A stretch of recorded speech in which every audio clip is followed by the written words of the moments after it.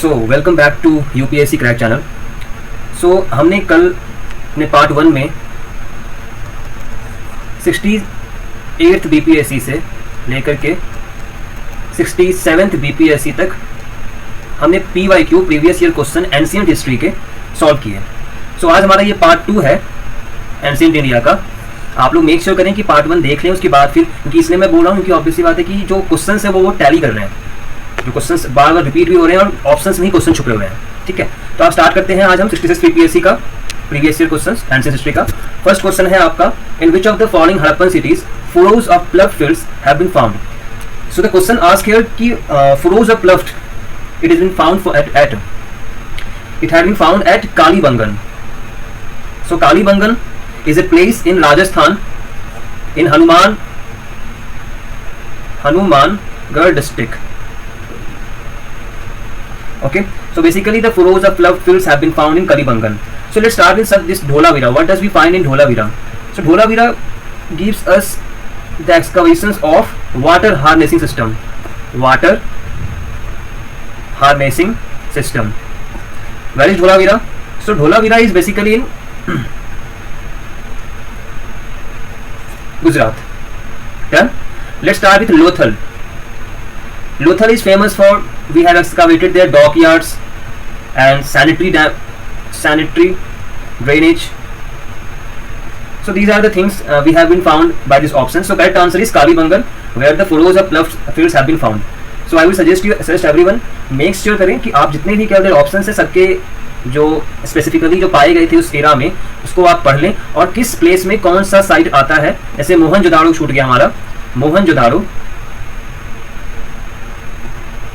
Mohenjodaro basically यहाँ क्या पाया जाता है, great granary and great bath. So everything is clear. First का आंसर है कलिबंगन। Starting with the next question. So, which of the following philosophies of India propounded the atom theory? So, let me just start with the philosophies which were present in ancient times in India. So, first was न्याय। Second क्या था हमारा, Vaisheshika. Third हमारा था सांख्य। Fourth हमारा था योग। Fifth हमारा था मीमांसा और लास्ट हमारा वेदांता था। तो ये हमारे 6 फिलॉसफीज थे जो स्कूल्स ऑफ ऑर्थोडॉक्स में माने जाते हैं वैदिक इंडियन फिलॉसफी में। सबका अपना अपना एक स्पेशलिटी था। तो यहां पूछ रहा है कि एटम थ्योरी में कौन सी फिलॉसफी प्रोपाउंडेड की गई थी। So the answer will be D, Vaisheshika. Done. So tradition which were focused on the metaphysics, मतलब वैशेषिका एक प्रॉपर कह सकते हैं साइंस का फैक्चुअल चीजों को वो प्रोपाउंड करता था। And the thing is other than that on defending the theory of atom, जो भी क्वेश्चन में पूछा भी गया है। तो वैशेषिका का जो स्पेसिफिकली प्रोपाउंड था वो था मेटाफिजिक्स का और थ्योरी ऑफ एटम्स का। तो बाकी हम और भी जानते हैं कि न्याय किस चीज का था। सो न्याय बेसिकली फोकस करता था लॉजिक और एपिस्टेमोलॉजी पर। ठीक है, योग आप जानते हैं, it's all about yogic practice. अब आते हैं 2 इंपॉर्टेंट, दैट इज उत्तर मीमांसा एंड पूर्व मीमांसा। वेदांत का एक और नाम जो है वेदांता को एक और नाम से हम जानते हैं, उसे हम लोग कहते हैं Uttar Mimamsa. So basically it concentrates on philosophical teaching of Upanishads. Done. And rather than the Brahmins. Done. Then comes the Mimamsa. Mimamsa क्या pronunciation था? Basically Mimamsa is all about encompasses the न्याय and वैशेषिका system. न्याय and वैशेषिका system. Done. तो मीमांसा ये कहता है कि वेदास क्या है, हमारे टॉप है, इसे कह सकते हैं ये इटर्नल नॉलेज है हमारे लिए। ठीक है, अब एक यहाँ बच जाता है Sankhya. Sankhya is all about punarjanma and purva, like कहते हैं हम लोग purva and prakriti, it's all about Sankhya. ठीक है, अब आते हैं नेक्स्ट क्वेश्चन पर। सो क्वेश्चन पूछ रहा है three ratna of three jewels, that is right knowledge, right faith, right action, are related to following. Which of the following? Options are Buddhism, Hinduism, Jainism, and Christianity.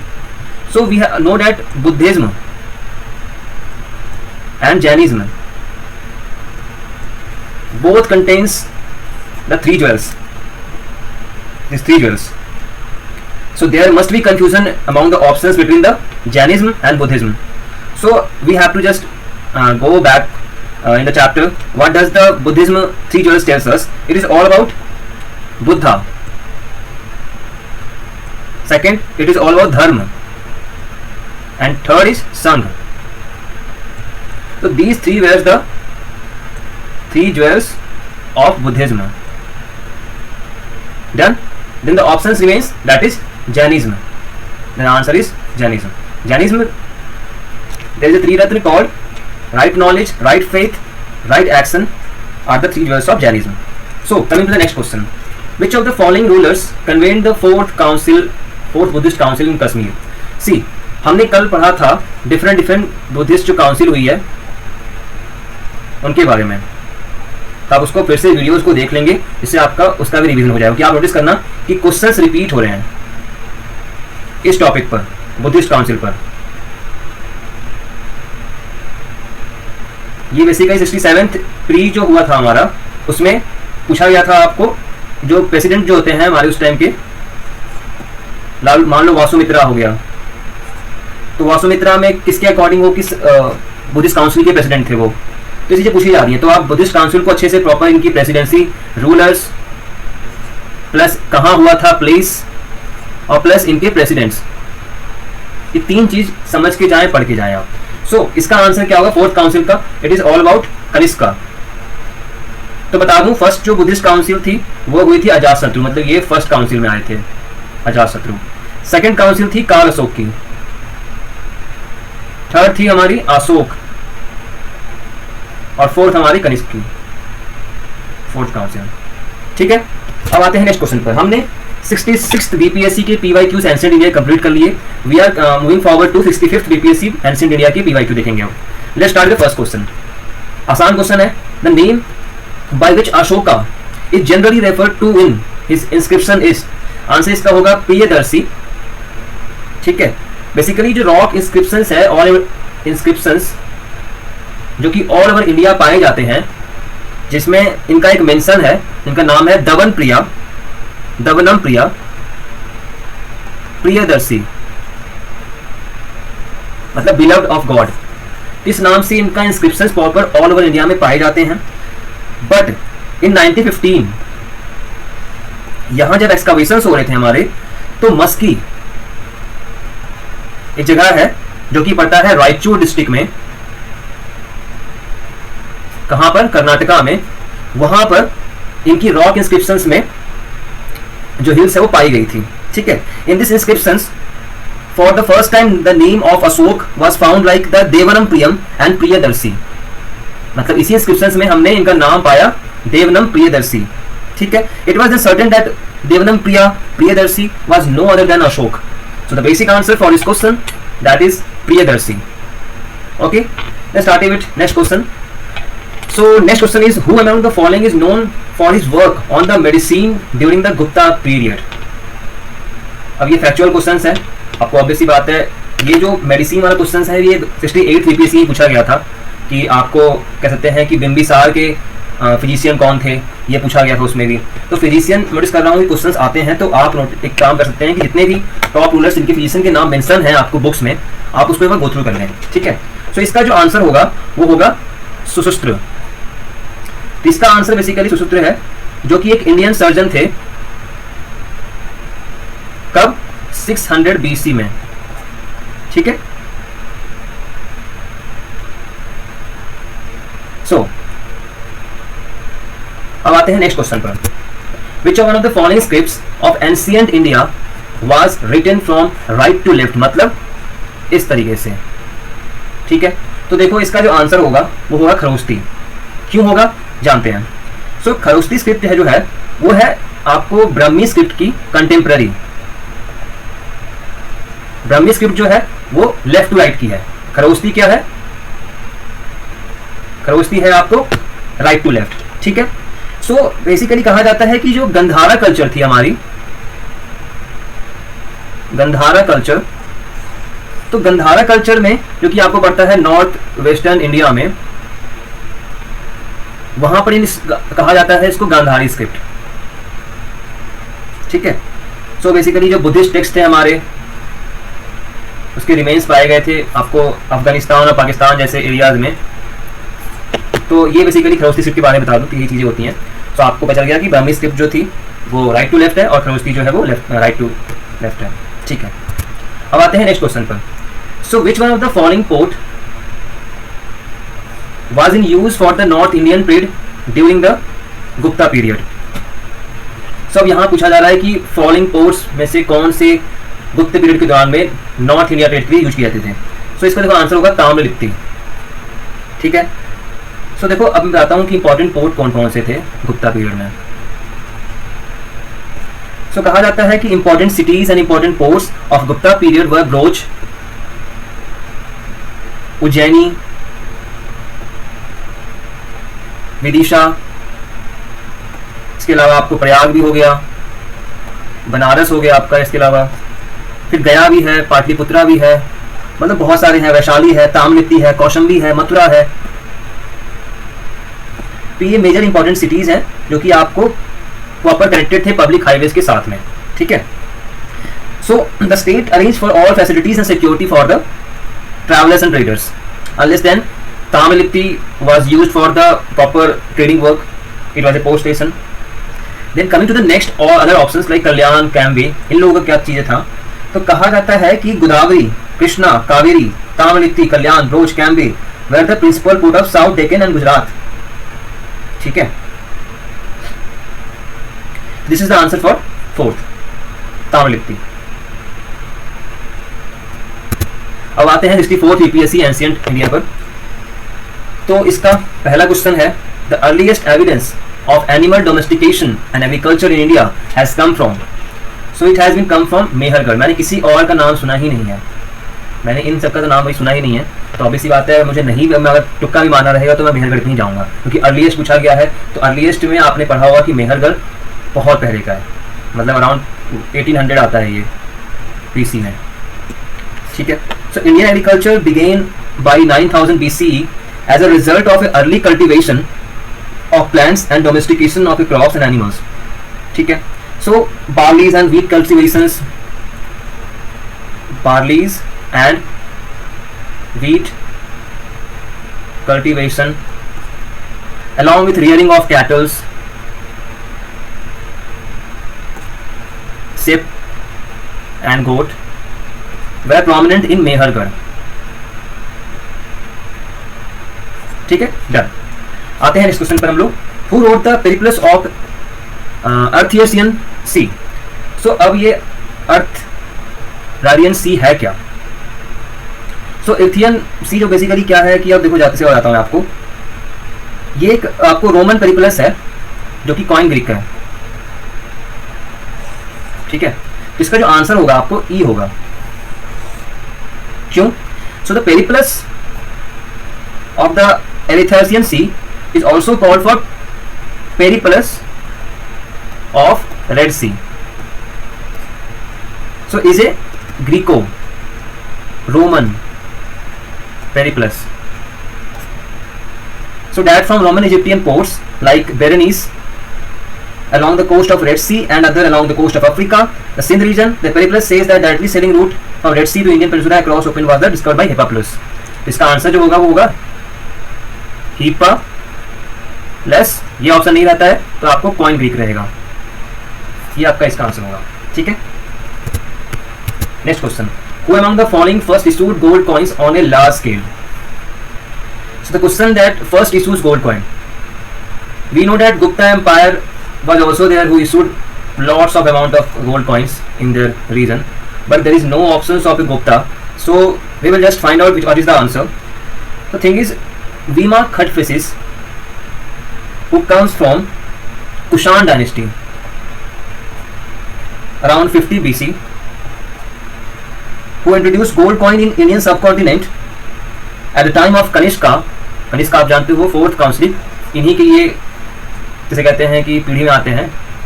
So the Kanishka gold coins were issued for the first time on the large scale.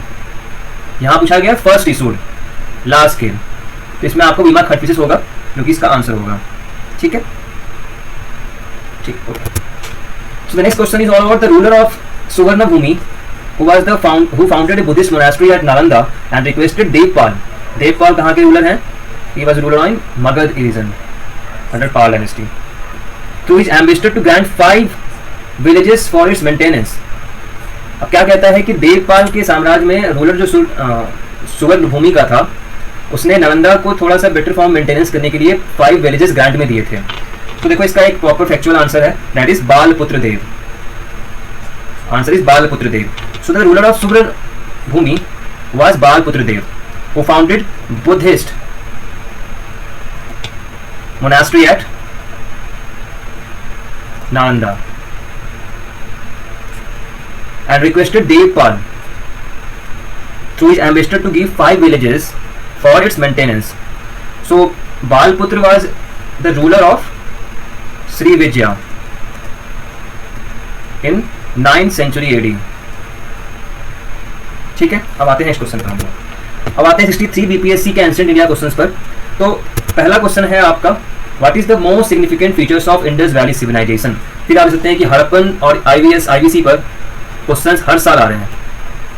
तो देखो first 2 आर्किस तो बिल्कुल नहीं होगा, building of worship बिल्कुल नहीं होगा, art and architecture उस टाइम था ही नहीं, तो आंसर होगा बर्न्ट ब्रिक्स बिल्डिंग। ठीक है, ओके। नेक्स्ट क्वेश्चन, मेगास्थनीज बहुत ही फेमस नाम है, क्योंकि भूलना मत। इनकी जो बुक है वो इंडिका है। जो एम्बेसडर किसके थे? चंद्रगुप्त मौर्य ने सेलेकस को जाके हराया था और उनकी सुपुत्री से शादी भी की थी इन्होंने। तो इन्हीं के जो एम्बेसडर थे वो मेगास्थनीज थे, जो कि आपको मौर्य साम्राज्य में आए चंद्रगुप्त मौर्य के दौरान में, और इन्होंने एक बुक लिखी इंडिका, जिसमें इन्होंने मौर्य साम्राज्य के बारे में, मौर्य एम्पायर के बारे में पूरा वर्णन किया है। ठीक है, तो basically Megasthenes was born in Asia Minor and was a Greek ambassador of and Seleucus Nicator of the Seleucid dynasty. Seleucus किसके रूलर थे? आपको सेल्यूसिड डायनेस्टी। ठीक है, एंड आपको बताया मैंने कि ही described India in his book indica. अब आते हैं नेक्स्ट क्वेश्चन पर। कौटिल्य अर्थशास्त्र इज ए बुक ऑन, देखो इकोनॉमिक रिसर्च तो बिल्कुल नहीं है, फॉरेन पॉलिसी कभी कौटिल्य ने सोचा भी नहीं, वेल्थ एक्युमुलेशन बिल्कुल नहीं, उनका मेन था रूल्स एंड रेगुलेशन को फॉलो करवाना, रूल्स एंड रेगुलेशंस को। तो ये चीजें आज के संविधान में जो होती हैं, principle and practice of state craft, उस टाइम में आपको अर्थशास्त्र में थी। तो इसका जो आंसर होगा वो बी होगा। अर्थशास्त्र बुक क्या कहता है? It's tells us about principles and practice of state craft. ठीक है, so Arthashastra refers to the political diplomacy. इसके अलावा जानते हैं क्या क्या पढ़ाता है? Diplomacy.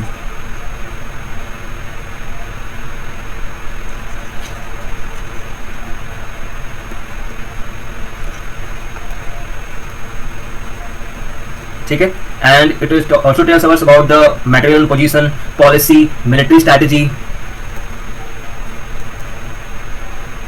And other than that Kautilya was an academy at Takshashila university.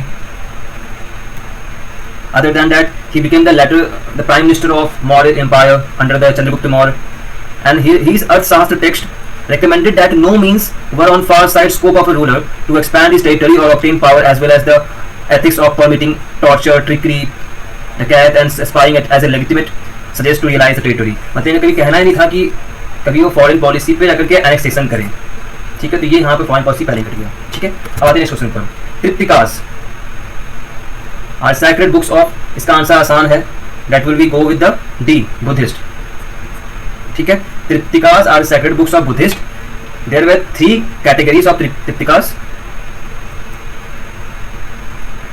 First that is Vinaya Pitaka, second it is all about Sutta Pitaka, and third it is all about अभिधामा।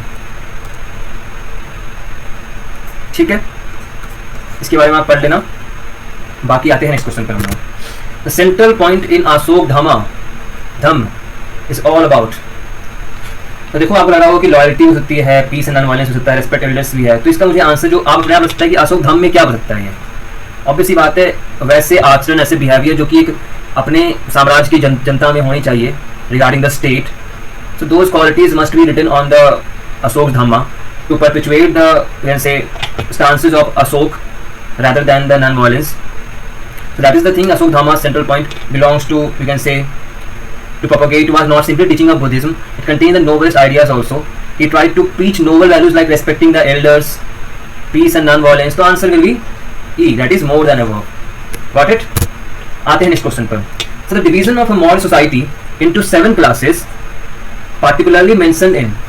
अब देखो हमने क्या यूज दे पाया था मॉरल सोसाइटी में. आपको एक और बुक है जो कि है अर्थशास्त्र.